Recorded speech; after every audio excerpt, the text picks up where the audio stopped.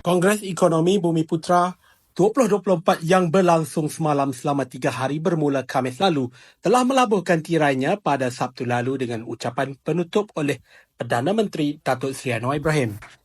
Datuk Dr. Ashraf Wajid Zuzuki, Setiausaha Agung UMNO Malaysia mengucapkan rasa bersyukur dan berharap agar hasil dari Kongres Ekonomi Bumiputra ini dapat terus memperkukuhkan agenda pelaksanaan yang dipantau oleh Majlis Ekonomi Bumiputra. Dalam kongres tersebut, hampir 70 resolusi telah dihasilkan untuk memartabatkan agenda sosioekonomi Bumiputra di mana pendekatan bottom-up telah digunakan dalam sesi debat urus yang berlangsung dengan memberi fokus pada 10 kluster yang berkait rapat dengan agenda Bumiputra. Baru-baru ini, UMNO telah mengusulkan pembukaan war room di 6 parlimen sebagai respon terhadap pindaan Perlembagaan Parti Pribumi Bersatu Malaysia di mana pindaan tersebut diluluskan pada Sabtu lalu dalam Perhimpunan Agung Khas Bersatu sekaligus menyebabkan pelucutan keahlian bagi ahli parlimen yang menyokong pihak lawan. Datuk Seri Ahmad Maslan, Ahli Majlis Kerja Tertinggi UMNO menyarankan agar jentera parti melakukan persediaan awal di Parlimen Jeli, Gua Musang, Kuala Kangsar, Labuan, Bukit Gantang dan Tanjung Karang. Ekoran Jabatan Pendaftaran Pertubuhan ROS akan meluluskan pindaan tersebut. Terdahulu, Muhyiddin Yassin yang merupakan Presiden Bersatu menyatakan bahawa keahlian ahli parti yang menyokong pihak lawan akan terhenti selepas pindaan perlembagaan diluluskan oleh ROS. Berdasarkan pindaan tersebut, 6 ahli Parlimen Bersatu yang menyatakan sokongan terhadap Perdana Menteri Anwar Ibrahim akan terkesan oleh pindaan ini.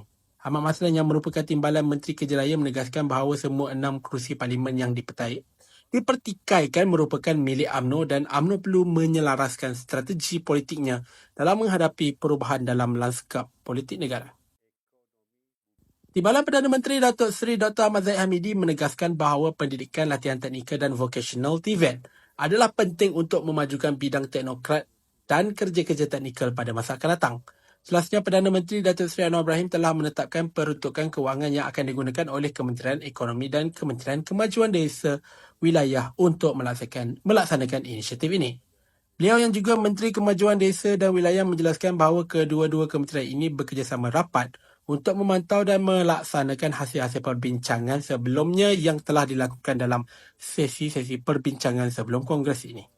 Untuk rekod dalam Kongres lalu, Perdana Menteri telah mengumumkan pembentukan 10 kumpulan yang mana Ahmad Zahid telah diberi tanggungjawab sebagai pengerusi jawatan kuasa pemandu. Ketua UMNO bahagian Parit, Datuk Muhammad Nizar Zakaria berpendapat Kongres Ekonomi Bumiputra KEB 2024 yang telah diumumkan oleh Presiden UMNO Datuk Seri Dr. Ahmad Zahid Hamidi menandakan satu kejayaan penting bagi ahli UMNO.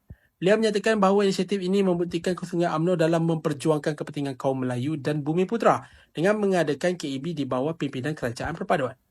Beliau menegaskan bahawa KEB merupakan hasil dari sumbangan pelbagai pihak termasuk parti yang telah membincangkan banyak cadangan dan pandangan melalui Perhimpunan Agung UMNO yang lalu.